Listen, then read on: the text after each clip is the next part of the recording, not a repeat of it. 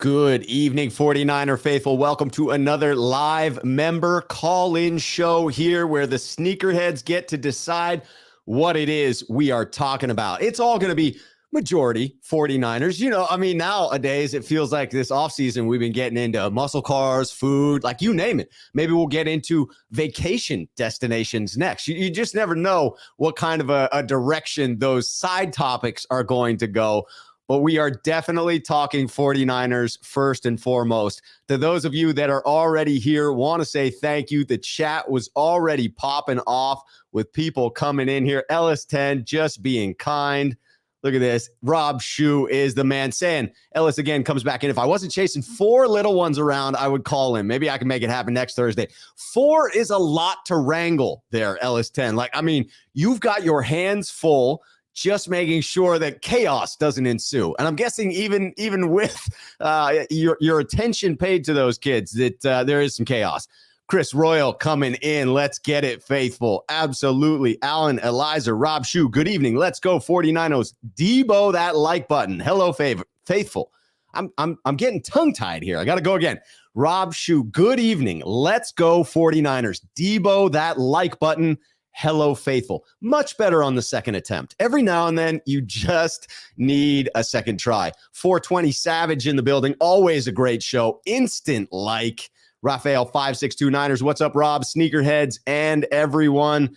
Alan Eliza coming in to say hello to others in the chat as well. I love it. Dan coming in to say good evening, faithful. Sean 951 Niners in the building. Bang, bang, Niner gang. Sean has been traveling like a freaking traveling man lately. Luke Walsh, it's Rob time. Yes, it is. And Terry Wright coming in. Always a great show. Cannot wait to catch it later. Have to run. Go 49ers. Smash the like button. All right, here we are. Awesome. Checking in with you. Awesome. That is exciting. Jamie Bryant, Rob, hey man, and Niner faithfuls. Let's get into the calls because it's exciting. We don't have a whole lot to add to it, but we did have our state of the franchise. So that gave us a little glimpse into speaking without Guido. We got to see John, Kyle, Brandon, Jauan. It was a good segment. I will say I missed having Kiana Martin on there. She was just a fantastic personality. It really added something to it. Take it or leave it with Greg Papa. I'm not going to take any shots, but it's a different type of a vibe. I will say that. I perhaps enjoyed Kiana's vibe just a little bit more than Greg Papa's. No offense to Greg Papa, but we got that information. OTAs are wrapped up. Minicamp, mandatory minicamp is wrapped up, and we are in the dead period. So anything you want to talk about is fair game with those at the forefront. Raphael 5629ers agrees. Kiana was awesome. Still is, just unfortunately not covering our freaking 49ers. Charles Thurman coming in. Rob, pumped and ready to go. Going to the 49ers versus Falcons game. Charles, as am I. Let's make sure that we link up so that we can at least say what's up and shake hands before that game and maybe celebrate and give a high five after the freaking victory, because that's what's happening there. That's exactly what's happening in Atlanta. And I'm there for it. All right. First and foremost, we are bringing into the program. You know him. You love him. We're bringing in Swan Song. Swan Song. Hey, how you doing, my friend? Hey, pretty good. How's it going, Rob? It is going well. I'm excited to be here with the Sneakerhead crew. Right on. Always excited to be on Thursday. I got back from Vegas on Monday. How was it? It was awesome. Celebrating my cousin's 49th birthday. Whoa, 49th birthday. That's the one. That's the crazy. one. I'm looking forward. Not only is it the last birthday you get to celebrate before the dreaded 5-0, which is, doesn't matter if you're a man or a woman. Nobody wants to hit that 5-0 number. But the 49th birthday, that's a special one. I'm going to celebrate it. It's going to be a big bash when I hit 49. That's going to be maybe my biggest celebration. 50 will be an afterthought. 49 is the one I got my eyes on. And 49ers. So I was like, okay, so he's not a year older than me. He's only like 6 months older than me. Nice. I turned 49 on October. Yes. So, hey, another October birthday. Yeah, right. Libra, go. Yes, Libras rule the world, my friend. Yes, we do. And the thing is, that it would be awesome on my 49th birthday that the 49ers, in October, how many games have been played by that time? 5? Yeah, I think that's about right. Okay, well, I'll take 6-0 for my birthday. The man upstairs, you can grant that for me.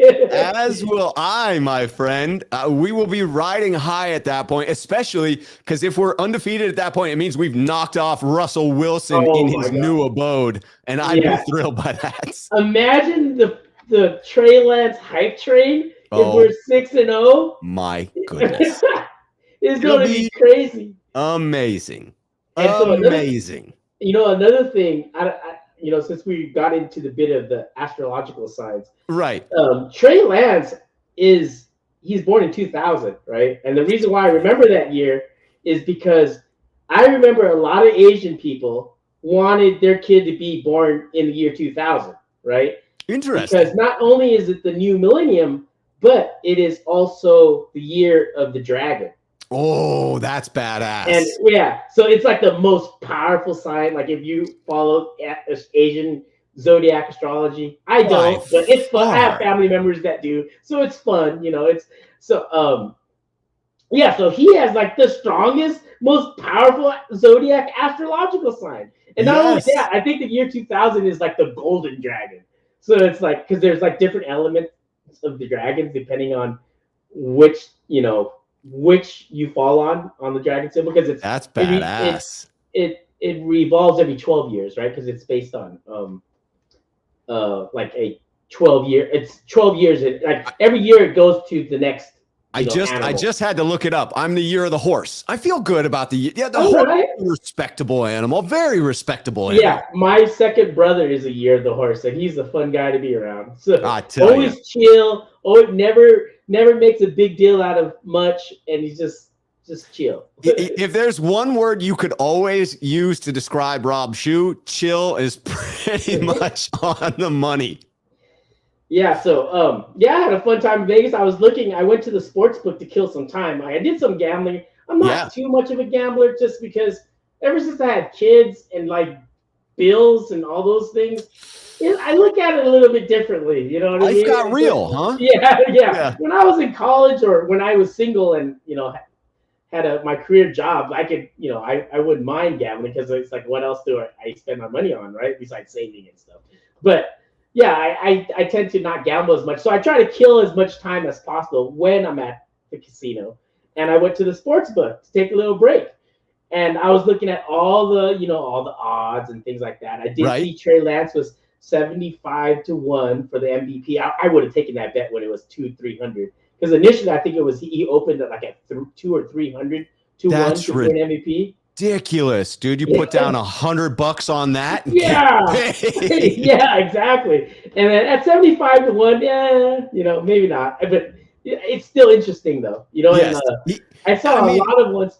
Yeah, he would really need to have a stellar year in looking at who else is out there and who will be in the running for it. He'll have to have a stellar year to get it. So at that 200, 300-1, I'd have been in. I'm with you. That at 75-1, not quite as tempting. Yeah, right. So it's like, so I think they had all these weird bets too, like all these prop bets and things like that. All the prop bets. Yeah. So I didn't pay too much attention, but some of them were pretty positive. I don't have one in memory, but some of them had, they respected the Niners' chances of, winning 10 games, things like that. Like they had decent odds, I think they were on one of the things of winning his team. They had the 5th worst odds or best, however you want to look at it, right? Yeah. Yeah, like worse for the better, right? Right. Yeah. That's phenomenal. I mean, that would make sense in the sort of rankings as I would have it, in the 49ers' likelihood to be the best in the league, win the Super Bowl, have the most number of wins. Yeah. So it's like, that was interesting. We are week 2 now in our dead season, or maybe week 1.5. Yeah, technically still week 1, because it should have still been freaking OTAs this week, right? Like, oh my God. Kyle Shanahan was like, you want content creators? No, I'm taking it away from you. I did like, at the state of the franchise, since you mentioned Kyle, what he talked about when he started talking about Trey. Yeah. I thought his last few, like when he talked about Trey, and then those last few minutes of talking about the team he got me hyped, and Kyle never does that. Kyle's usually a wet blanket, like doesn't tell you anything. He's and very subdued, oftentimes pissed, and never fires you up. Yeah, so that was actually very interesting. I was like, wow, okay, Kyle, let's go. Kyle. Let's get this thing cooking. But the things that we learned, I liked how he was talking about how when we lost Mike McDaniel, when he was kind of explaining it all. And it is not like he was throwing Mike McDaniel under the bus or anything, but he summed it up pretty much like, the dude's been my assistant, and he learned from this guy and this guy and this guy and this guy. And I'm glad that one of those guys that he learned from was Forrester, the offensive line coach. Right. Who we have two things writing on him, right? One, of course, is that knowing that he had a lot to do with the run game, right? Yes. Knowing that he developed Mike McDaniel, right? Yeah, so that was good. And then on top of that, you can have some credibility in that if he liked Jake Brendel, ever since the Miami days, then that gives, because I didn't know anything about Forrester before, like nothing. The only thing I hear about Forrester is, he hasn't developed any old linemen or whatever, right? Mm-hmm. But other than that, you haven't heard anything. So it's nice to hear that, this guy is not just some guy that we picked up. This guy, Forrester's been in the league for a while, and Kyle trusts him. And, and he earned his chops. Right. And he was glad that if he was going to lose anyone, he was glad that he didn't lose Forrester, because it's probably not easy to find a veteran O-lineman. And, just like I heard Kruger mention this the other day, and this makes a lot of sense. It's like during the 80s and 90s, I remember always in the press and media, they would always shower Bob McKittrick with love. Yes. Right? Because he brought in the whole, that type of blocking, right? Like that style of blocking. I know a lot of teams gave him crap for it back in the day because of the chop block and things like that. Sure. Things like that. You remember that. But at the same time, that guy was the man. Like, as it seemed like we always had a good offensive line. Sure, we had some holes in pass protection and things like that. But as far as when they were on that group, that group made it possible for Joe Montana, Steve Young to flourish. Absolutely. Right? And they still give out the Bob McKittrick Award, right? Right. Yeah. So it's like I'm glad to hear that. I was really happy to hear that. It's important, especially when you look at losing Mike McDaniel and losing Bobby Turner in the same year. Yes, you gained Anthony Lynn, who will add his own element to the run game, but to have that continuity of Forrester, who has been a key cog in the run game to this point, just didn't have the title, now moving in as that trusted agent who can continue what we've seen in the past, along with the new wrinkles that we see. I loved what Kyle said about Bobby Turner in talking about most 79-year-olds. Like, when they talk about walking away from the game, it's permanent. Bobby was like, it's a year. I'll be back. I love Bobby. That's great. I mean, we want that guy back. Fingers crossed, man. Fingers crossed that he is back. And, it made me think too. I saw a thing. I'm going to go to the defense now. I saw a tweet by Jaquiski Tartt. Ooh, I haven't seen that tweet. Yeah, so I guess he said something about someone had said, hey, it's weird that, no one has signed Tartt, including the Niners or any other team. And then Tartt replied with, maybe I just don't want to go to training camp or something like that. Or maybe I want to, he said something like that. And that was interesting, right? Because I had mentioned, I think it was last week, they were saying that, hey, maybe the 49ers game plan is to have Tartt just sit, do your thing. Right. Because he's still hanging out with the team. I don't know if there was Instagram post a few weeks ago, him, Trey Lance, a couple other guys had gone to some. I hadn't seen that. So he's literally with fellow 49ers at this point. He's with the 49ers. So it's like he's hanging out with them. So I could see that, what I thought about, last week, that happening. Maybe that's what they told him. It was like, hey, we're having, we're a deep team. We obviously have roster issues. I mean, at roster spots, and we already want to take perhaps 11 D linemen. and that's with putting Khalil, the rookie, on IR, right? And so if Tartt could just sit there and nobody grabs him, then he'll be available if something happens, right? If it's either, money. Yeah, he gets to rest for the summer. He doesn't have to go to training camp, which vets love, skipping training camp. And he knows the system. It's not like the dude needs to practice what it is we run on our defense in San Francisco. I mean, yeah, he needs to get the rust off again, but you could see him coming in late in camp and still be wildly effective. Yeah, or even during the season. If there were an injury. There were an injury because he could just, let's say Hufanga goes out there and he's fine, not as great as they thought he could be, or he could need some help. Then you can just go add Tartt slowly, like have him go in, and practice a week, and he doesn't have to play that week. He can practice the next week, and then you put him in for a couple series, and then you decide there if he's going to take over or whatever, Right. So they do have options there. Of course, it's a little bit of gambling, obviously. If some other team picks them up, but it is because you've got, Gold-Blooded suggesting it, and I'm sure other teams are thinking it. The Rams should sign him, but then he took a shot at him. I can't finish that Gold-Blooded. That's too painful. It's too painful. Yeah, I don't blame Tartt too much about it. I don't either. I mean, it's a shame, but I do not blame him in the least. Yeah, in a game, there's 20 plays like that. Know, it's just where it happened in the game. That's why everyone remembers it. It's glaring.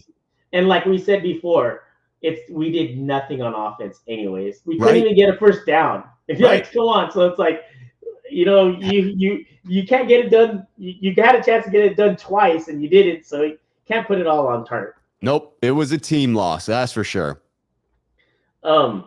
Yeah. So I at this point, I'm not sure what to talk about. I don't know. It's just like this point. I'm like 6 weeks. Oh my God. I'm telling you. Give me something. I'm telling you, we need news. We need news.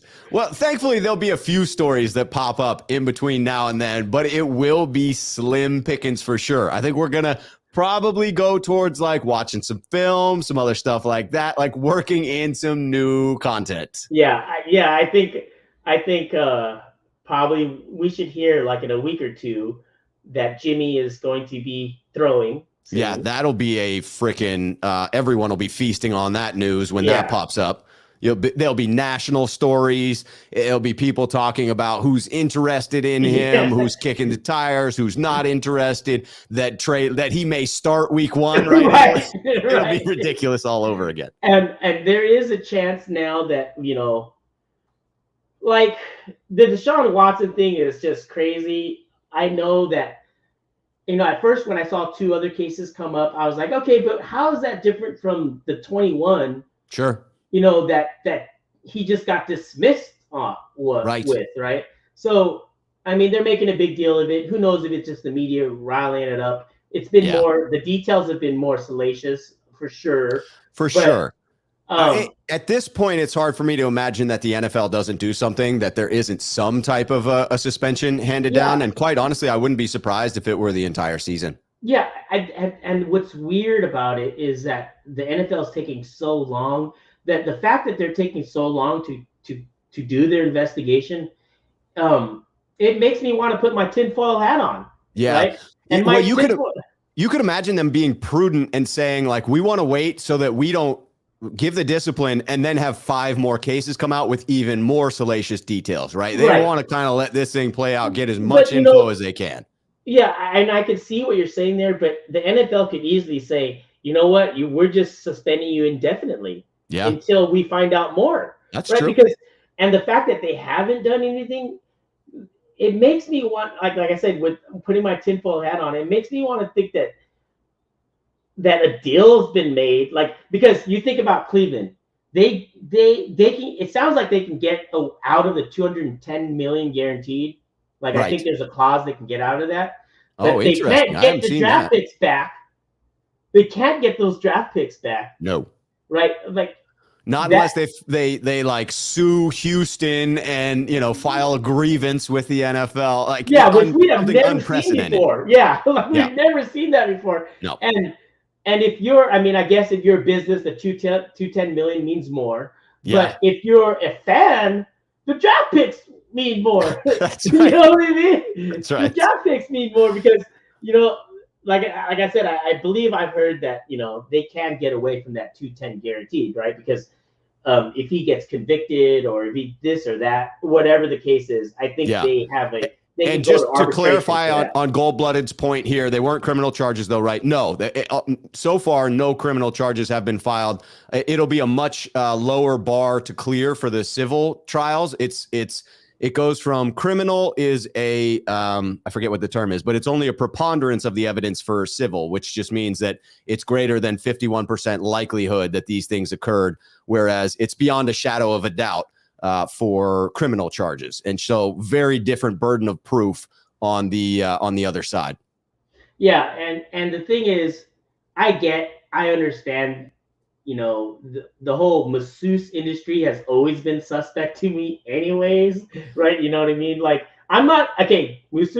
all massage therapists out there, don't hate me, but right. I'm sure I would say that exactly. Yeah. That is, as someone who loves going to a nice fancy spa where none of that takes place, it is definitely a real profession and should be looked at as such. Right. And I'm sure people in the massage therapy business hate it as well, that there's people out there that use that avenue as a way to, you know, solicit prostitution, right? Right. And I'm not going to be judgmental here or anything like that because, you know, whatever. I think if you're a single guy and there's a person that wants to offer their services, then whatever. I'm not going to judge you. That's sure. Whatever. And that's a separate issue, right? Like we have a weird hang up about sex workers in this country, whereas there are some other countries that you could point to that you might say in that one area are more civilized about it and they can regulate it and it's safer. So that's a whole different conversation for sure. But it is at the forefront of this issue. Yeah. And the thing is, there's so much smoke there. Like it's crazy. And the one thing that's interesting is I heard Warren Sapp today mention on Vlad TV, and he thought what was interesting, right? He's saying the same thing. There's a lot of smoke, but what he thought was interesting was the third party person, kind of like the madam, if you will, like the person setting these up for Deshaun. She pleaded the fifth, right? Yeah. So there is an avenue where if Deshaun was soliciting, you know, from this third party person of what he expects to happen. Yeah. Right. That one, what I would say is it feels like we're going down a route of speculation with that I'm probably not comfortable with. Okay. What we know is there's a ton of smoke out there that the Browns committed without waiting to get all the facts, and like that hangs them out to dry. And it would appear that something untoward went down. I'm comfortable saying that. Yeah, and the reason why I brought this up in the first place is that I'm thinking of, you know, Jimmy G destinations, right? So right. So if Deshaun is suspended by the NFL for whatever reason, and to that point, they do not need any criminal charges, bringing in that. Ray Rice was never criminally charged with anything, and the NFLPA gave carte blanche almost to Roger Goodell and being able to suspend players for conduct detrimental. Yeah. And that doesn't look good for the league, right? No. And so it's like if Jimmy G ends up, I mean, there's so we know the Browns don't want anything to do. Let's say Deshaun Watson, chances are he's going to get suspended at least 6 games, right? You would think so, right? The chances are. So if it would, and they're not going to get anything for tanking, they have to win. Right, they're not getting anything for taking because their draft pick goes to Texans. Right. So they don't have any, you know, they don't have any incentive to lose. Right. So they want to win, obviously. And if they bring in, they don't want Mayfield, right? Because that is, you know, both that sides. Relationship may have soured at this point. And so you bring in Jimmy, and he could fit with them. I'm not sure at this point the Niners get anything for Jimmy. You know. Who knows? It would be bare minimum. My thought is if it were Cleveland who's knocking, they most likely have had to eat a portion of Baker Mayfield when they trade him away to Carolina, which seems like what everyone is predicting at this point. And then if they've eaten some of Baker's salary, the Niners are going to have to eat some of Jimmy's. And I just can't imagine the draft pick coming back is all that high. For me, it becomes a matter at that point of weighing what's the draft pick you're getting in return for Jimmy versus the percentage of that contract that you're eating, that $25 million. If you're paying $9 million to get a 5th round pick in return, I'm not entirely sure that that's a great deal for San Francisco. Yeah. I think they should release the whole salary and just be like, and because at that point, if they like at this point, we've talked about this. Jimmy and his team have to know by now that they're not worth what they think they're worth. Right. That $25 million they can only make on the Niners, or if they happen to have some weird trade that happens, and like if a trade that happens with Cleveland gives San Francisco like a 3rd rounder, then of course Jimmy has more leverage, right? Yes. Because it's like the Browns will have to make something work, or they're going to lose their 3rd round draft pick, right? But I'm guessing everything is probably going to be negotiated up front. It's kind of like, hey, Jimmy, it's kind of like a 3-way trade. Oh, absolutely. Like, Jimmy, do you agree to this salary? Yes. Okay. Then now give us a 4th round draft pick or whatever, right? Exactly.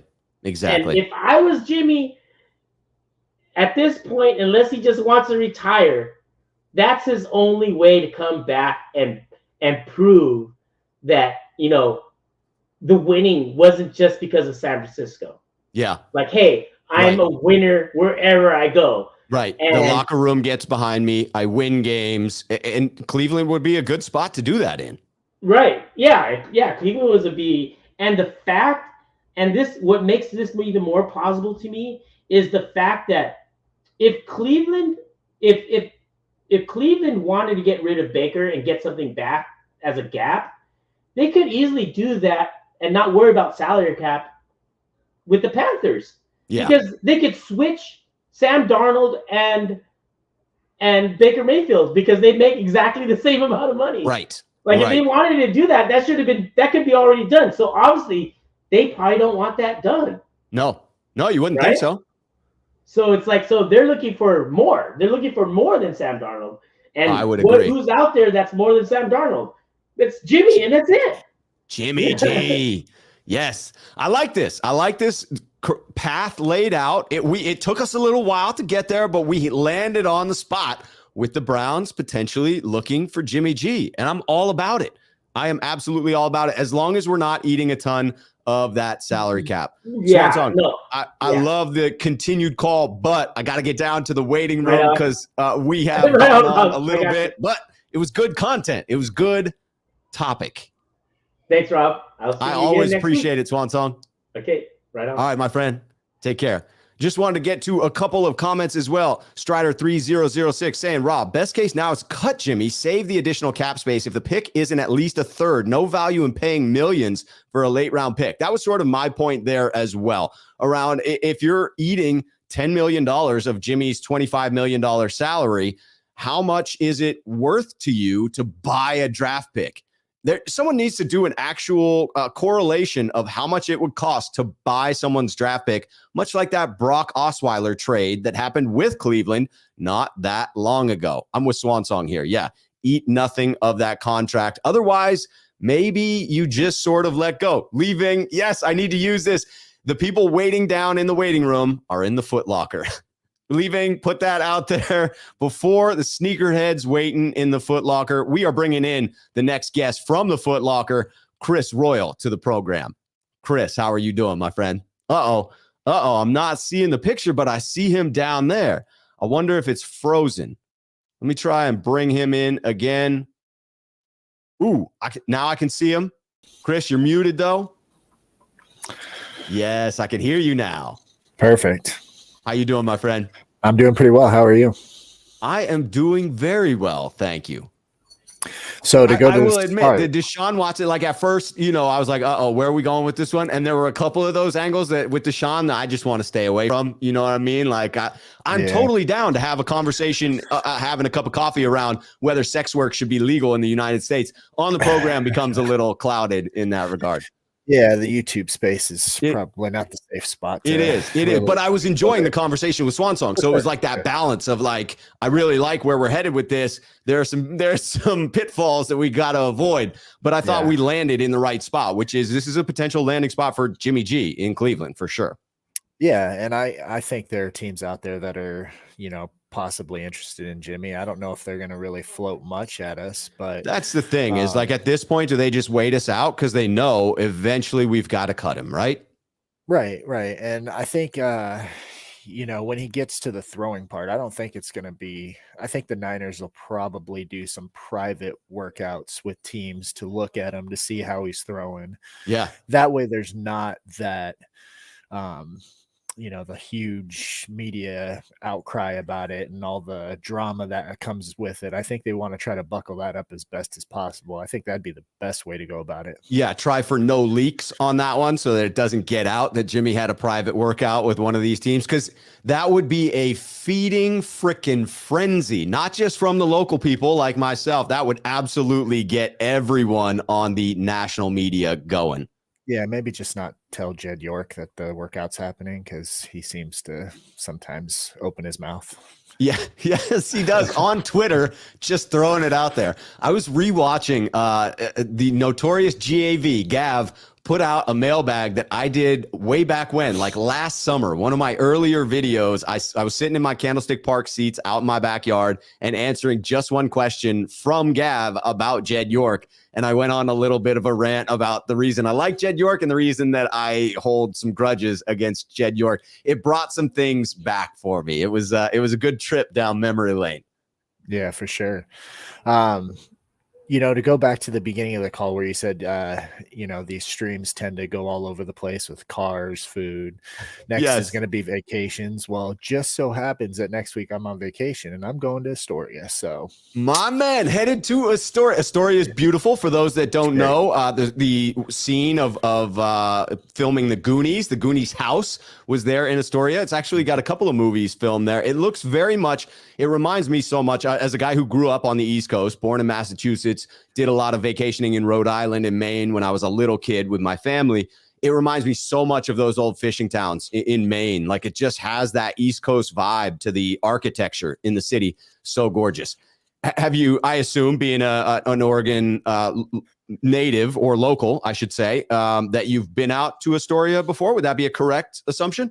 Yeah, last year, me and the wife went there by ourselves, and it was awesome. It was beautiful. Cool seeing the big shipping ships come in, and it's got a really cool vibe to it. Have you ever eaten at that like little boat that serves the fish and chips? It's on land, always has a line at it. It is phenomenal. If you have not, that is my one and only food recommendation. We definitely might have to go check it out. We didn't eat there last time. We stopped at in Warrington. There's this little burger place there that looks just like a hole in the wall. Looks like a place you wouldn't want to eat, but the burgers were just amazing. And my wife got a turkey club that was, the bacon was perfect. It was great. Ooh. So we'll probably bacon can make or break a sandwich, my friend. For sure. As far as the stream that they did, the state of the franchise. Yeah, the state of the franchise. Sorry, I had a brain fart there. That's okay. Happens to me all the time. I really enjoyed what Brandon Aiyuk was talking about with Jauan Jennings. Like, yes, his ability to separate. Yeah, I think they got a lot of chemistry there. So it was kind of interesting that he didn't bring up Debo's name at all, but maybe they told him not to. I don't know. Just, hey, he's not here. Don't talk about him. That could have been the instruction. Or maybe Debo was like, hey, I'm not here. Don't talk about me. Yeah, fair enough. But yeah, it was a pretty good. I agree that Kyle Shanahan talking about the team got me fired up too. So yeah, that was pretty awesome to hear, because normally he's pretty, no emotion out of him, really. No emotion. Like I said, if there is emotion, it seems to be irritation, right? Yeah. He's somehow put off by these questions that are being thrown at him. But it was a little bit of hype that went on. And I took something out of that. It left me feeling good about where we're at. I needed that little pick-me-up to get me through these 6 weeks. By the way, I got to agree with Swan Song. Looking like you got the drip going on. I immediately clued in on that being an 80 jersey. I have to assume that is the one, the only 80, Jerry Rice. Yes, and absolutely. Your ability to color coordinate the residency hats, because you clearly have a plethora of colors available to you, is next level, my friend. That is absolutely perfect. I appreciate it. I went onto the website after I watched Williams' post conference, and he had the black hat with the gold and red on it. I was like, oh my God, I need that hat. But I couldn't find it anywhere on the site. So, man, I wonder if he had him whip it up special for him, because he's got a little bit of pull. Yeah, probably. But I definitely couldn't find it. So I was pretty heartbroken about that. But man, that's all right. I'll keep my eye out. If I find one, I'll let you know. I don't really have anything for you, really. I'm just, gonna enjoy the content, and it was a long week, so I appreciate it, Chris. Well, I love what we have brought to the table already, even if it's only the drip that you brought to the program, let alone what we contributed as a part of the dialogue. But Strider 3006 comes in at Rob. I'm glad there's more of a sense that Lance is the guy. A lot less skirting the question as of late. So some people pointed out, and I wanted to pose this to you before we go, Chris. Some people pointed out that there really wasn't a whole lot of Trey Lance in the highlight reel, but there was a notable absence of Jimmy Garoppolo from said highlight reel and a little bit of Trey. What was your sense in the amount of Trey at the state of the franchise? Was it encouraging? Was it the appropriate amount, or would you have wanted to see more? Are you still waiting for the hype train to leave the station? Yeah, I think they're trying to do their best to just not make a controversy out of this, or not make it a bigger deal than it really needs to be. So as far as like the highlights and all that stuff, I kind of expected that it'd be, a little bit of this, maybe a little bit of Trey Lance, trying not to put a whole lot of Jimmy in there, not stir the pot.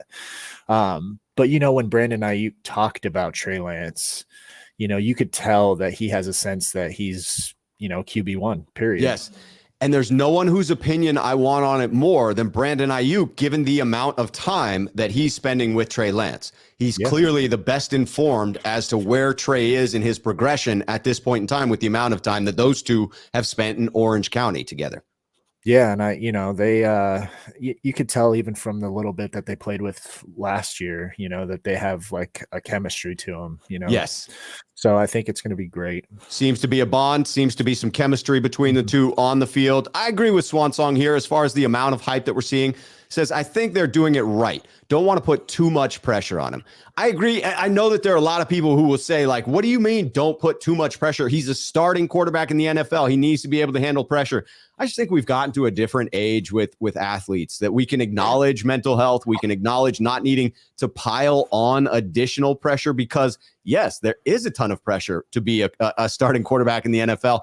Just by itself, let alone when you layer in, oh, you've got to replace a guy who was well-liked. Oh, everyone in the locker room was friends with Jimmy G. Oh, he was able to win X number of games, right? Don't need to layer that in on top of it. Yeah, I don't know if necessarily if it was anything about the pressure. I just don't think they want to cause any ruckus about it, Yeah, don't want to stoke the flames. I feel like Lance has a good head on his shoulder, and he doesn't get too pressured about stuff. I mean, we saw the struggles that he had last year in the few games that he played. He kept his head up. He was still battling. Like, he's kind of got that, Jimmy Garoppolo side to him, where he's like, he can make a mistake and just forget about it. So I think it was more of them trying not to make, something out of nothing. That makes sense. That makes a ton of sense. Well, I always appreciate the phone call, my good friend. And again, compliments on the drip. It makes me feel like I need to go out and get another Jerry jersey. I feel like that might need to happen this year. Hey, you can't have too many of them, honestly. No, you can never have too many Jerry Rice. There's so many colors to choose from, There are some glorious colors out there. Absolutely. All right, Rob, I appreciate it. Hey, a pleasure seeing you, Chris. Hey, we'll talk again soon. Yes. Hey, enjoy the vacation. Enjoy Astoria. I definitely will. All right. Take care, my friend. Have a good one. You too.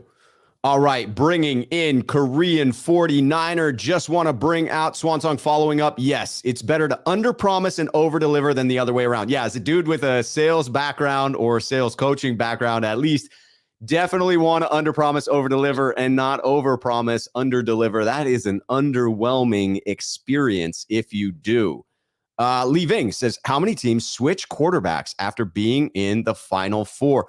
Not many. I mean, you could go back, I'm sure, and look at some big ones. I mean, I think, did Brad Johnson not start for Tampa Bay after winning the Super Bowl back then for the Bucs? Like, it has happened, but it is few and far between, and for a good reason, because usually when a quarterback takes you there, it has something to do with that quarterback. In this case, that's debatable. Trent Dilfer. Good call. All right, bringing in Korean 49er to the stream. How are you doing today, sir? Good, Rob. Can you hear me? Yes, I can. We haven't had an audio disconnect in a while. I feel like we've got it down. One tip a buddy of mine told me was turn your phone off once a week, at least for a few minutes. That's smart. Yeah, get the full reset. I have one of the old, like I've got a new iPhone, but I still have the old one because it was still in good shape, and I have a business line and a regular line, and so I keep two phones. And it is markedly slower. I mean, it is just glitchy. Like, it's funny how once they update the iOS that you have to go in and do that hard reset. But agreed, you need to reset computers and phones every now and again to make sure they're functioning properly. Well, we got a good connection. What do you have on your mind, 49er related, my friend? Since we're now in the Timbuktu of another, semi-off season until the training camp starts, training camp, do you actually see any signings to improve any aspect of the team? Unless there really is some sort of a wink, nudge agreement between the 49ers and someone like a JC Tretter where it addresses a big need. So the ones that I could see there being that type of agreement would be JC Tretter. I think it's unlikely. Jaquiski Tartt, that one does feel a little more likely. Like, hey, Jaquiski, if you get a deal from somebody else, obviously go out there, take it. But we may look to bring you in later in camp, or if there's an injury. But I will say even that one I think is unlikely, although more likely than the JC Tretter situation. My gut says this. My gut says the 49ers are done adding players at this point. And the only way in which we would go to add someone would either be through injury that occurs during the preseason coming up, or at a point where the 49ers want to make an acquisition because they feel that they are a true contender, and then they push some more chips into the middle of the table. Both of those, they should have additional dollars available, because I would assume by that point in either one of those hypotheticals that Jimmy Garoppolo has been traded or released at some point. Do you see the 49ers adding anybody? Right now, no. Yeah. But I still, even though he who shall not be named is still on the roster, I'm still feeling that he will eventually be cut due just to the fact that no one has poked any interest in him. No. Even before. Not that we've heard of. Nothing confirmed. So I'm going to keep believing in that track until something shows otherwise. That's fair. There's no evidence out there to cause you to believe anything different from that. And so you're going to stick with that hypothesis. That's reasonable. Yes. And also, this will sound as me being a negative Debbie Downer, but I just kind of look at the facts. I don't know about the center. Gosh, can't remember his name. Jake Brendel. Yeah. He was on the practice squad last year, and various centers got injured, and no one picked him up. I'm just throwing it out there. I'm not being a conspiracy theorist, but with the amount of injuries that go on in the league every year, especially along the offensive line. He didn't make the 53 last year. I thought he was a backup center on the team. I thought he made the 53. I thought he was on the practice squad, I believe. Ooh, now I gotta check, because I don't know for certain enough to actually dispute it. Maybe somebody in the chat will be able to look it up while we're chatting. But either way, I mean, if he was on the practice squad, then I'm with you on that. Because certainly you would have thought someone would have reached out and snagged him at that point. I thought he was the backup center on the actual 53, but I could be mistaken about that. I thought he was on the practice squad. I'll have to look that up too, just to verify that is the case. My Swan's memory is saying backup center on the 53 as well. So that could be. And in that case, that would explain, because then he'd be protected, obviously. Yeah, that's fair. We'll move on from that. So that's what I was kind of thinking was, if my question was Brendel, he's been in the league this long and hasn't been a starter yet. So that's where my questions come in. It's not that he can't prove us wrong, or at least myself, but he hasn't started even though he's been in the league since 2016. And that's a very fair point. I mean, it's possible to hide someone, if you've got him tucked under the radar for a little while, right? That's easy to believe that, hey, you had this secret that you've kept since, for like 3 years. But to have been in the league since 2016, to be with Dallas, to be with Miami, to be with Denver, to be with Baltimore, and now San Francisco, unless something clicked along the way that made him this special individual, then it's fair to wonder if it's not a little closer to reality that he is a journeyman center that is inexpensive, but not going to be a high caliber starter. That would be a leap from somebody who's been in the league for 6 years and hasn't claimed a starting role yet. Yeah, that's what I was kind of thinking. And if you go back to his dad coaching the Broncos, he had Tom Nalen, an elite center for the entire time when he won those Super Bowls. So, and Kyle had Alex Mack when he went to the Super Bowl in Atlanta. So, to me, you're telling me that having Jake, maybe he'll play great and prove us all wrong, but he might. Didn't Kyle and his dad have experience with very good to elite centers, taking them to the Super Bowl? I go by what the record says. Yeah. Historically speaking, that's the facts. As my dad always told me, facts don't care about your feelings. They do not. So unless this is one of the better kept secrets in the NFL of Jake Brendel being a, near Pro Bowl level center that just hasn't managed to grab a starting spot and has been around 5 different organizations within his career. And we're talking about his athleticism that goes back to the NFL Combine, right? So that athleticism was with him at each one of those 5 destinations until the one where he stuck here in San Francisco. And it wasn't enough to earn him that starting role. So I'm optimistic. I'm giving the benefit of the doubt here because of the hype that the team is laying out there. And I am like you in that until I actually see it happen, I'll have some skepticism about it as well. Yeah, that's what I was thinking. So on a kind of a fun, lighter note, the car I've always wanted was a Boss 429 Mustang. Ooh, that's a very good. Any particular year?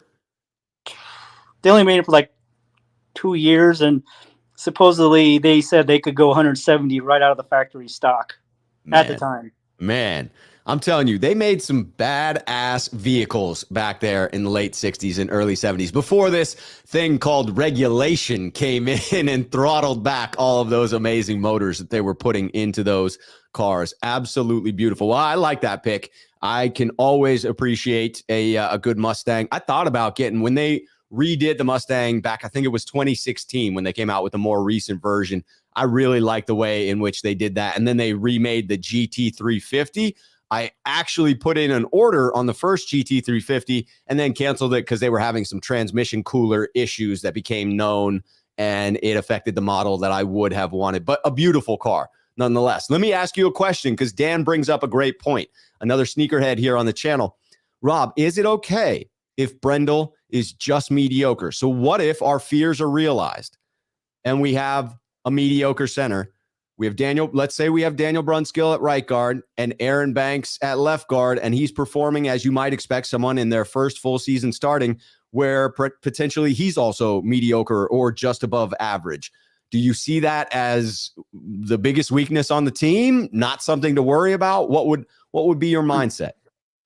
I just don't want another Andrew Luck situation, because when he was behind that horrible offensive line and he got beat up all those times, caused him to retire early. Yes. That would be freaking terrible. Terrible. Now, I will say Strider3006 brings in an interesting counter to that. Rob, Mostert was a special teams guy for 7 teams before he became a stud running back. The 49ers seem to pull the best from people. That's a very fair counter argument.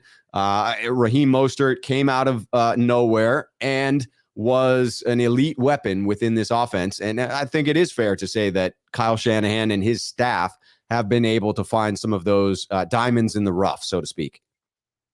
That's fair about Raheem, but I was also disappointed that he just couldn't stay on the field a little bit more. That was the other part about him, but he did have that great game against Green Bay in the championship game, 2000, that season. Then they went to the Super Bowl. Yes, sir. So, oh yes, one last point. Before you come up to Minnesota, whenever they have those practices with Minnesota. Yes. I'm looking forward to it. Bring bug spray because we have tons of mosquitoes up here. Oh, no, you're killing me. You're killing me. Man, mosquitoes are the worst. I can't tell you to not bring it up. No, you have to buy it. I need the proper warning because you just saved me dozens of mosquitoes. I must have the sweetest blood there ever was because those mosquitoes typically are all over my pale ass. And that is not a pleasant experience. Thankfully, we don't have too many here in Portland because it's in the city proper, but you head out some places around Portland and you can certainly get bit. That's for sure. We just don't need to play connect the dots or tic-tac-toe with your I'm guessing up in Minnesota too, those are man-sized mosquitoes. I'm guessing that they don't play around. It just depends on where you're at. If you're near a lake and it's a hot and muggy day outside, there's plenty of mosquitoes outside because I could just go outside right now and I could just see them flying around. It's not the most joyous time out there. Not at all. Not at all. I tell you. But it should be nice. Hopefully it's not too miserable up here. I think it'll be a good trip. I have been out to Minnesota before. Absolutely love that downtown area. Ate some cheese curds when I was out there. Saw the stadium in Minnesota. That was a gorgeous stadium with all that glass in that freaking building. Just something to behold for sure. And great people. Much like my trip to Green Bay, just such friendly people. You just got to remember though, it's an improvement in the stadium since their baggy dome collapsed when they had all that snow from that one video. Right. That's right. So, when your roof falls in, it's time to upgrade the stadium. Yes. So I dig it. You'll have a fun time in Minneapolis. There's good food and people are decent. So yes, and I'll definitely eat some garlic fries to try and get the mosquitoes to stay away from me. That's a good one from French fries there. I just trust off bug repellent. Yes, that's a safer bet. That's a much safer bet. Yeah. Well, I appreciate the advice, my friend. Thank you, Rob. Absolutely. Just send me an email and I'll give you some more tips. I will. You know that I will. Thank you for that. Thanks, Rob. All right, take care, my friend. All right, we are bringing on Sean 951 Niners to the program. He's been traveling, but he is back at home. Welcome in, Sean. How you doing, my friend? Good, Rob. How are you, buddy? I am doing well. I know that we had talked to catch up, and you fill me in on all the destinations bouncing around. I'm glad to see you back at home base. I'm sure you're enjoying time with the family at the moment. Wife's at work. Kids are on their way back, and I leave for Vegas for 5 days on Sunday, so I'm only here for a couple days. Man, they get just a little bit of dad and husband, and then you're off again. Hey, that's what happens when you're a working man. You know, it is what it is. If they want the pool and everything. That's right. You like the toys. You like the stuff. You got to earn that money. Yeah, they want to go camping. I'm like, well, that's great. Daddy has to go to work. So let daddy go earn the money to afford said things. Yes, sir. Yes, sir. No, man, but these next 40 days are going to suck, right? Because there's not much to talk about. But the only real topic that I had that I was going to chat about is I'm guessing Trey Lance is doing really well. I mean, my guess is that he's, I mentioned May and June, a few times back, and I don't have any evidence of this, but I'm just guessing based on the way everyone's talking and the way even the media is putting the 49ers, in the upper echelon of the league after knowing that Trey's going to be taken over, and even like we mentioned with Swan Song in Vegas. with Lance, the odds he has, in terms of MVP and such. I mean, it's really weird to think that all that would be going on unless somebody's been sharing some information about what's been taking place, right? Because Vegas doesn't play. Like, Vegas is there for one very specific purpose, and that's to make boatloads of money. Not just a little, but a lot. And you don't do that by putting out bad wagers, bad odds. And so either bets began to shift enough that they needed to adjust the line that much, which is possible, but that seems like a lot of bets being laid at that point. More likely that they're getting some inside information. Yeah, no, for sure. I mean, to go from 300 down to 75. I mean, I know they said at one point Lance had more money on him than Rodgers and Mahomes combined at one point. Now, obviously, that could just be a bunch of guys with money to blow that are just taking a 300-1 and then placing all their real bets in other places. But ultimately, still, for them to come down to 75, I mean, I just have to assume, that the last month and a half has been positive, has been good, right? So yeah, regardless of who you are, whether you're a player, whether you're somebody on the field, this is what it is. People share information. I mean, it is. Yes. I don't care how confidential you think it is. You may not have it on video, but all the couple guys have to say is, hey, trust me, he's on fire. Look out for this guy, just like they did with Mahomes in his year, right? It's a great point. Like, just because we don't get the leaks, they're not making it to the national media, does not mean that insiders are not still sharing information. There are still relationships between those individuals, and they are most definitely speaking to one another, just keeping it quiet for the most part. Yeah, I mean, everyone wonders on a weekly basis in the NFL, how did a line shift a certain way? Right. And then all of a sudden, 6 hours later, after the bets are put in, oh, Mahomes today has a sprained ankle. Would you look at that? Wow. So, yes, obviously, at the end of the day, Vegas is called Sin City for multiple reasons, but it is. Gambling's a shady business. Why people get killed over it on the other side. So, yeah, at the end of the day, they want to make money, so they're going to have inside information and people on payroll, and it just is what it is. I mean, it's no secret. It's just you don't know who they are. Nope. So, but outside of that, with Jimmy. At this point, truthfully, I actually did a little bit into looking at the team's reality. I don't think Browns are and I'm talking trade. Right. I don't think anyone's in play anymore on the trade side of it. It's just for simple fact of dollars. There's no point. They may as well just wait for the Niners to get him healthy, passes a physical so that he's considered a healthy player so they can go ahead. And honestly, to me, if I'm the Niners, I string him along all the way, and I'm not saying actually let him do anything. Right. I would string him along all the way until the last very moment to release him before week 1 for the simple fact of this. If he's going to go to anybody and someone's going to actually give him money, it's going to be Seattle. It's going to be Pete Carroll because Pete Carroll's he's a petty king.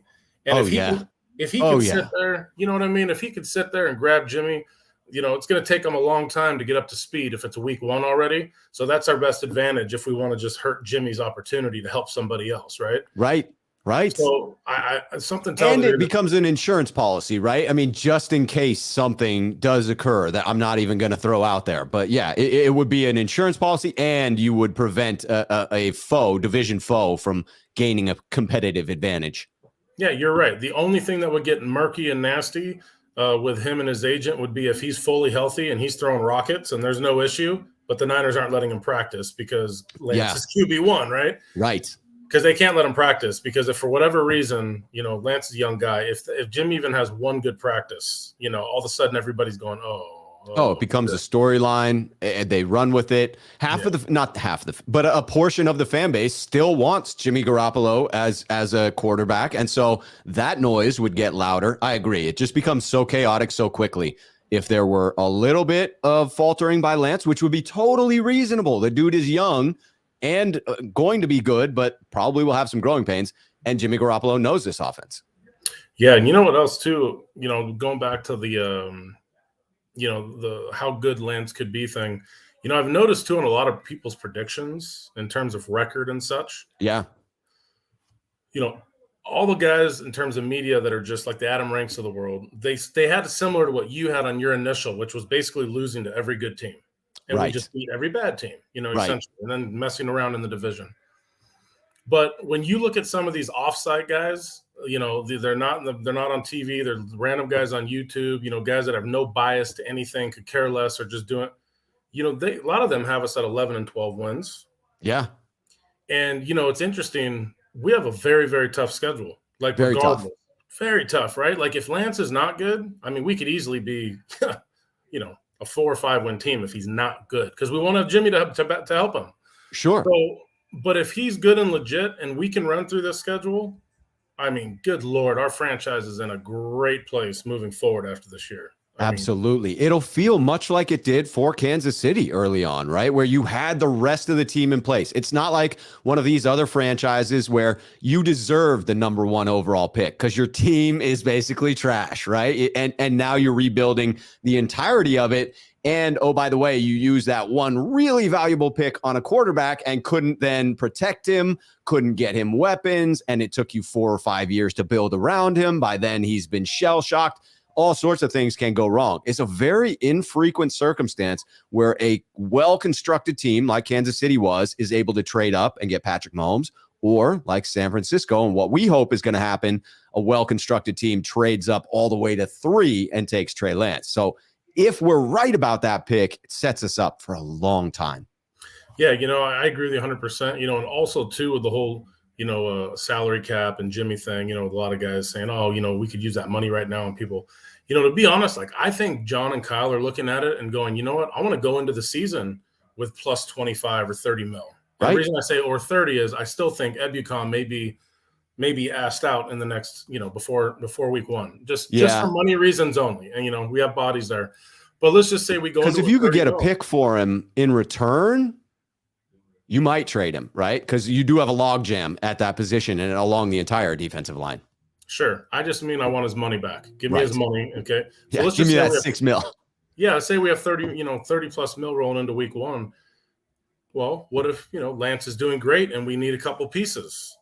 It's a hell of a lot easier with 30 mil in season to start playing around with trades, because then you don't have to give up much capital from a draft pick perspective. You can just eat a huge or all portion of salary. Yeah. So now you have options, right? To where a lot of teams just rely on draft picks for their compensation in season. We now may be able to eat, a nice hefty contract if there's a piece that can help Lance. So those are things that it looks like they're doing, because the real weaknesses that we have, you can't fill right now. Like, you're not going to go. I mean, technically right now you could specifically, but Kyle Shanahan is not known for key pieces of his offense being implanted a week or two before the season and be successful. The only guy he ever did that with was Jimmy on a trade when you're 1-9, who cares? And then just let him play jungle ball, right? And just throw it all over the field and win 5 games, right? Yeah. So that's why, to me, I think he's set with whoever we have, barring some catastrophic injuries. I think he likes the continuity that Lance has had with most of those guys last year, as well as this offseason. Going to be bumps in the road, but Brendel at center, people were mentioning about being mediocre, et cetera. I mean, as much as I liked Mac, sure. I mean, half the games last year he was mediocre. He did have a rough start to the season. We can say that. And I mean, it's not like we get fantastic O-line play. I mean, every single video we did last year, not we did, but in general, oh man, Brunskill sucked this game, or oh, McGlinchey sucked this game, or oh, Compton blows. Oh, now Compton's good. Oh, Brunskill's only good against Donald. Oh, now he sucked. Like, right. That was a topic every week, but yet we're in the NFC Championship, and if it wasn't for us running like 16 straight weeks of football, and a Tartt drop, by the way, that you don't think changed the game. But anyway. I definitely think it changed the game. I'm just not convinced that it would have won us the game had we made that. No, it's all good. But that's where we were. Just facts. That's reality, right?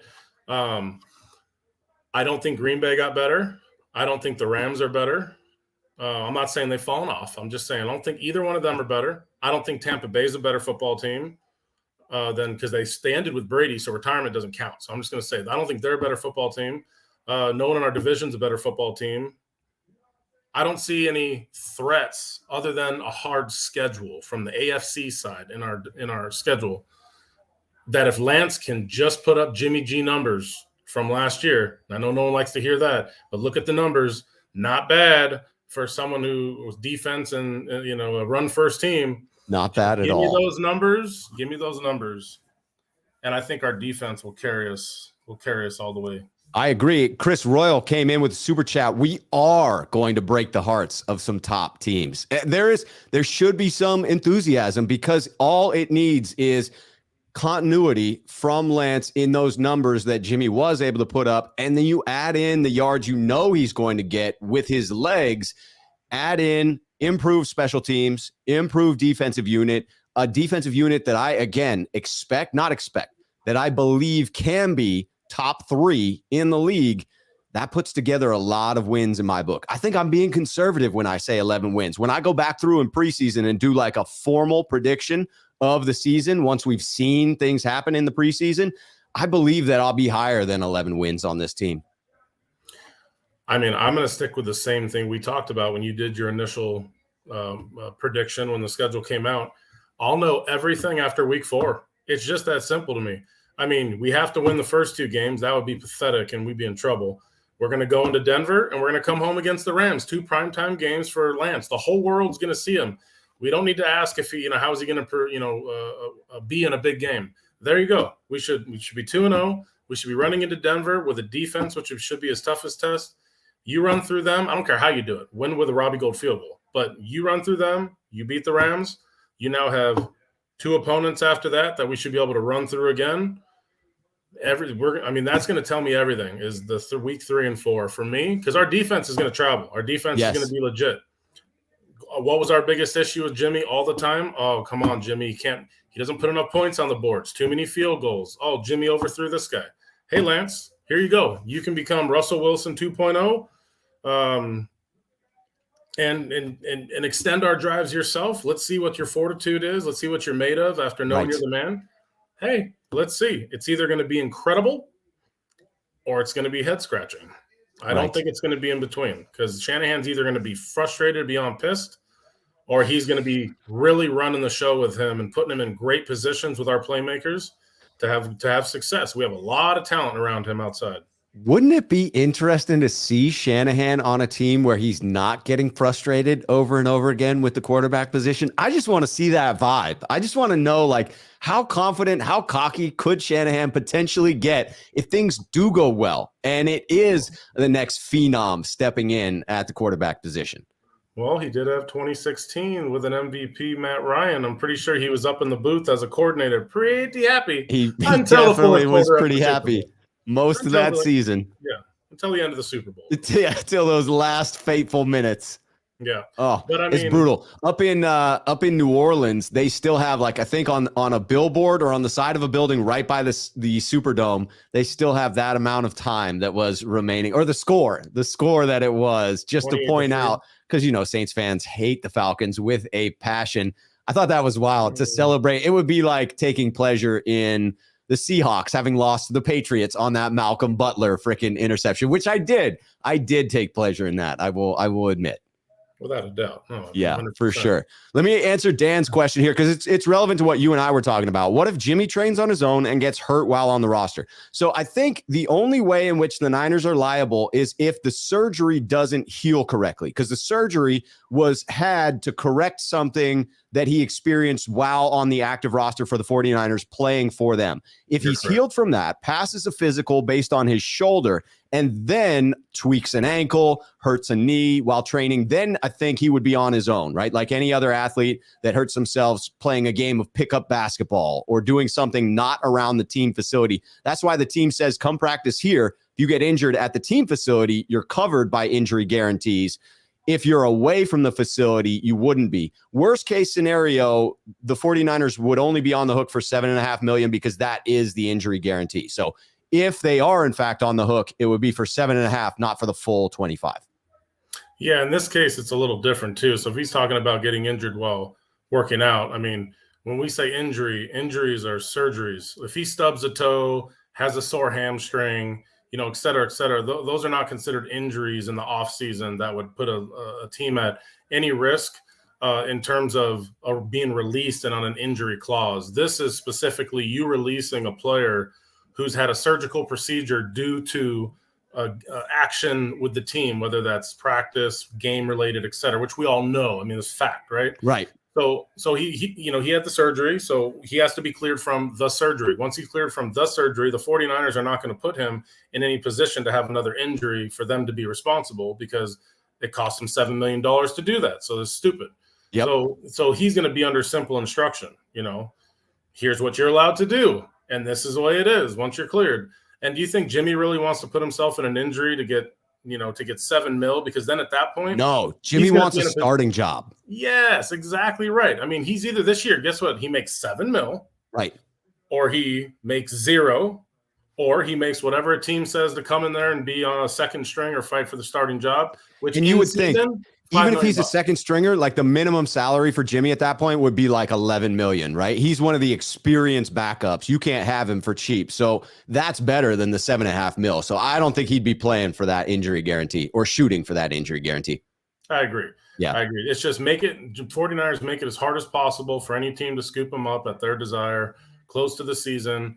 And I just think Seattle's the only logical choice to do that, because I don't think Drew Lock is much. I don't think, they think much of that situation. And in reality, he needs to get wins up there. So how much sweeter turning the knife in our division would be to have Garoppolo Pete Carroll would love that. Yeah, he don't care. Nope. So he would eat that up. He'd be chewing his gums, smiling his ass off. That guy. Yeah. I'm serious, no joke. But other than that, I don't really have too much more to chat on. Obviously, I think we're all going to watch the Warriors and Celtics try to grind it out in Boston here. And it is that time. I'm going to close out with William Bennett, who I see down there in the Foot Locker. I'm going to get that term going for the Sneakerheads chilling in the waiting room. We'll get down to the Foot Locker, bring William Bennett in. But Sean, as always, a pleasure speaking with you, my friend. Yeah, likewise. I'm sorry I've been missing some shows here, but I look forward to next week. If I can, from Vegas, I will be there. And yes. Hey, either way, I look forward to hearing about the trip, man. Yeah, no, it'll be good. You know what I'll do? I'll FaceTime you and we'll figure out an amount. I'll put it on Trey Lance, and then I'll show the ticket. Yes. And that way, at the end of this thing here, we'll see. I'll do that. Yes, I am with it, as is Dan. We're fired up. I'm telling you. All right. I appreciate it, Sean. Take care. Safe travels. You got it. Thank you.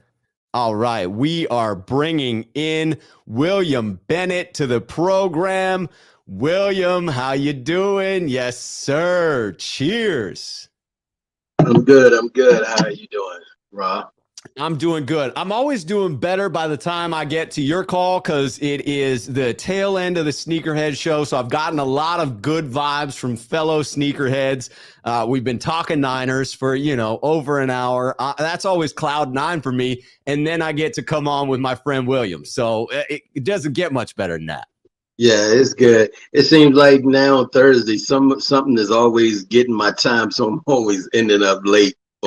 Hey, man, I dig it. I like having William Bennett at the tail end of the program, because it gives me that anchor that you need. Well, thank you. Thank you, sir. Absolutely, my friend. I'm digging the shirt, too. We're back on, other than obviously the one exception for a Niners hoodie, we are back on to the Marvel Universe. Well, this is actually DC. Oh, that's DC? That is, my apologies, DC. Yeah. I like I said, I've been a little busy, so I don't have too much to say, but I would like to say I'm liking what's going on with Lance. Thanks, Chris. I'm liking what's going on with Lance. I'm liking now all the naysayers are starting to have to eat a little bit of they talk. Yeah. I like the fact that they are putting forward how can I say, practices and looking forward to Lance being the starter.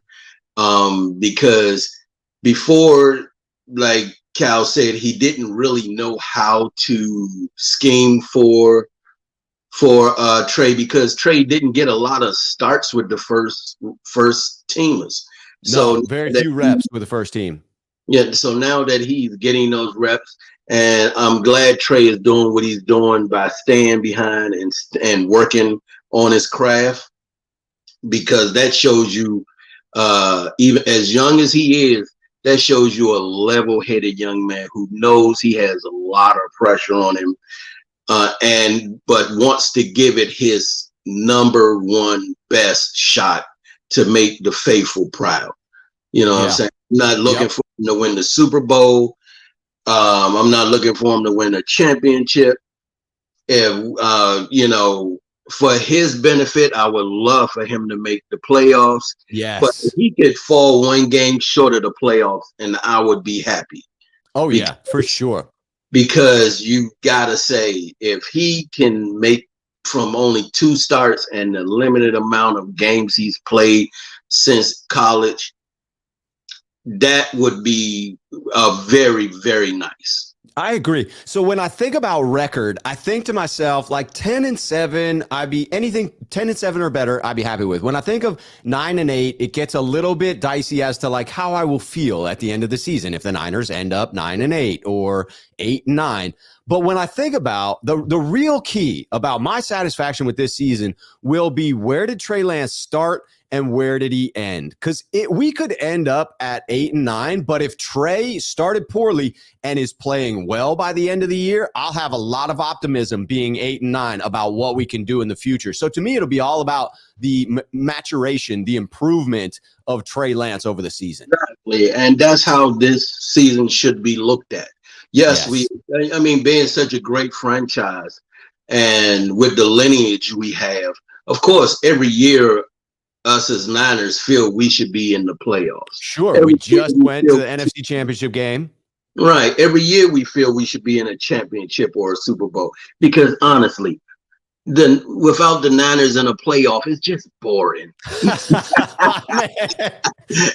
facts right there. Spitting facts. The Niners being in last year's playoffs, who you think hyped that whole playoff run up? I mean, come on, the playoffs without that Niners run would have been kind of lackluster. I agree, William. Teams in there really captivated any of us, and that goes for the Rams. If any of your fans listening, I'm just, really,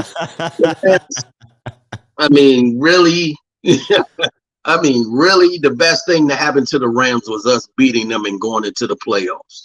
Yes. But like I said, I do want to say I heard the comment about if the center, what's his name? Jake Brendel. If Jake Brendel were mediocre, is that the comment you're referring to? I think at this time, this season, he can't be mediocre. I mean, he has to at least be good. Yeah. He can't be mediocre. Because I think that's my opinion on Mac. So I agree with French fries. Like, if I'm grading Mac's season on a whole, then I'm going to say it was pretty solid all year. I'm in agreement here. 420 Savage had asked, was Alex Mack mediocre? I wouldn't have used mediocre to describe it. Maybe mediocre. He was serviceable. Very serviceable. Yes, that's a good way to put it, William. I like that term. An experienced veteran who was on the last year of his legs, but gave the best he could. Yes. Very serviceable throughout most of the season. You know what I'm saying? He's not stitches, but he's that gauze that at least try to keep the pressure on. Yes. Hadn't quite stitched up the wound, but we had at least stopped the bleeding at that point, my friend. And at that time, the good thing that helped him out also was Lakin Tomlinson was doing a fairly good job along with Trent Williams. Yes. But I do agree with something Trent Williams said in the press conference. And I know some of the faithful may feel different than me on this. Sure. But in that Rams game in the championship, Trent Williams shouldn't have been in that game. And he said it himself. Yep. He, sometimes you want to do something, you want to be there, but I think honestly, the thing that helped the Rams a little bit was that Trent was hurt, and it was known that he was hurt. Yes, right. It was absolutely known. Like a run up to the game, we didn't know if he was going to start. That was a national storyline. So they absolutely knew he was hurting. And say something, and for Trent, that shows that the evolution of Trent Williams, that he could stand in front of a room full of reporters that not even asking him about it, but take ownership of that. Well said. I agree. You know what I'm saying? That's leadership in my book. He did not have to say that, but he said, look, thinking back on it now, as much as I wanted to be in that game, maybe I should have sat down because go ahead. I was just going to say, like, from the leadership standpoint, that to me really embodies, like, no one brought it up. No, it would be one of those memes where it says, you know, no one, and then the blank spot, and then Trent Williams. By the way, I was too hurt to play in that game. It's like grabbing the spotlight and thrusting it on yourself in a negative way. It's taking negative energy that had been previously directed in other avenues and shining it on yourself because you're not afraid of it. You are a leader. You're going to take it square on the chest and own up to what you believe was your shortcoming in there. And who knows whether McKivitz could have done any better, right? I don't know that a healthy McKivitz is better than an injured Trent Williams. I trust the coaches to go with it, but I just love the fact that he called it out. Right. And that's growth. I know a lot of people sometimes have questioned Trent Williams' leadership on the team because he's a quiet guy, right? They tend to think of him as like he didn't say much in his first couple of seasons. But I think the team that Trent Williams is around now has elevated him, not physically, but mentally. I dig it. Like I said, Trent Williams was here in Washington. And to be honest, I went to the game where, like I said, where the Redskins or the Commanders now played against the Niners, and when they had RG3, and I used to be very impressed. Trent Williams, for all the hype up people were giving me, really didn't stand out to me. And I give a person they do, but it just seemed like Trent Williams was just in some other space. And he just didn't seem happy. He just seemed not there. Right. You feel what I'm saying? I do. And here with the Niners, he seems like he's home. Yeah, it feels like he is fully committed. He's in with both feet. He seems to really enjoy Kyle Shanahan, seems to be good with the organization now that they have given him that record-setting contract, at least. Because he never seemed like a leader on the Commanders. Right. He's never seemed a leader in Washington. But here, especially this season, at the end of last year, walking out of the tunnel with Debo, like there's no doubt he's a leader on this team. I'm telling you, sometimes the company you keep can shape you in so many different ways. Yes. We are all creatures of habit. And I believe being around Debo and the fam and the faithful has really mentally jogged Trent Williams. So I think Trent Williams is going to be very good for Trey Lance. My only reason about Brendel, and I said he can't be mediocre, is because we have a starting rookie quarterback. And I'm going to need our center to be at least good. I can't have him mediocre because my quarterback is new and he's trying to learn as the season go on. So I need my center to be able to help him and sometimes look at a few defenses and say, hey, they coming. So I'm gonna try to hold, but they coming. Yeah, that's a great call out. Like he doesn't have to be great physically, but mentally he's got to get all the mental reps right. His IQ have to help Trey Lance dissect those defenses. I'm with you. It all starts with the center. Yeah.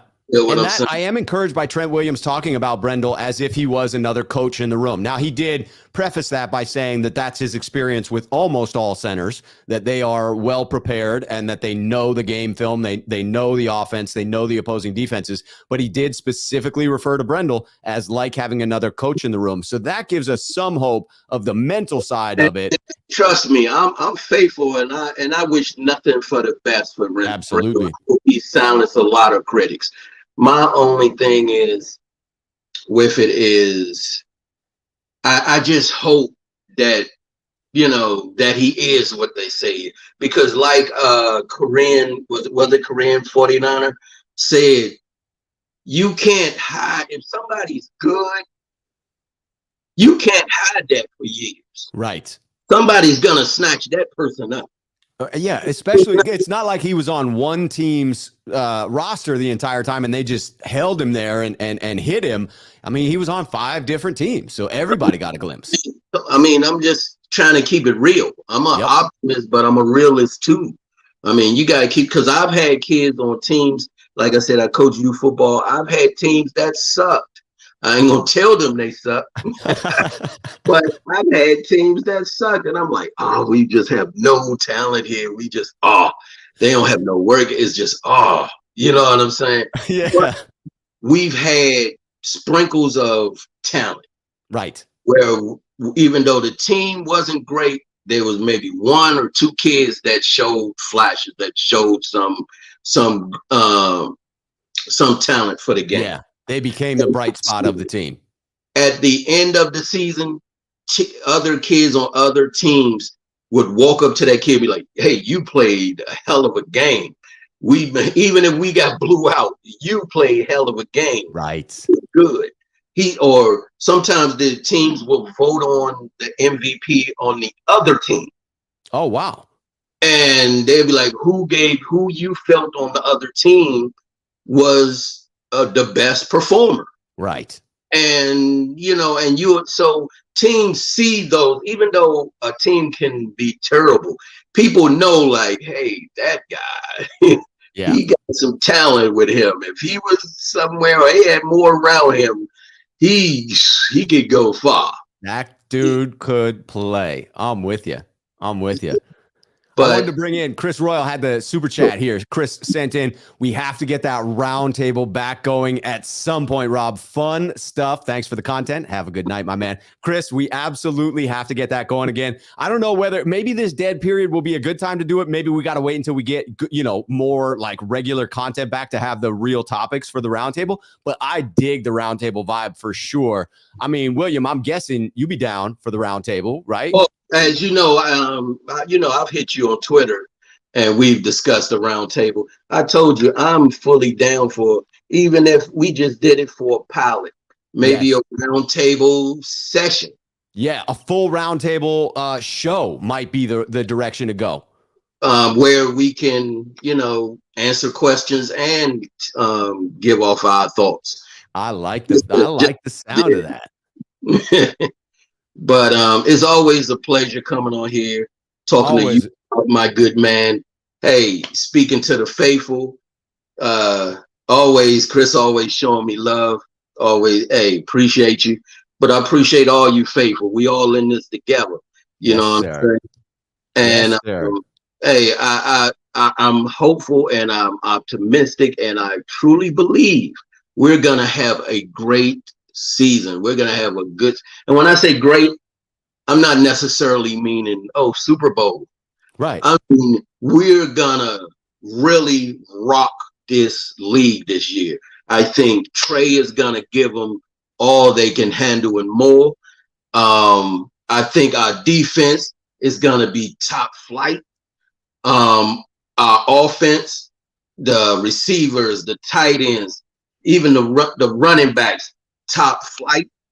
And like I said, if our O-line can just be, how can I put it? If our O-line can just give us as much as they gave us last season.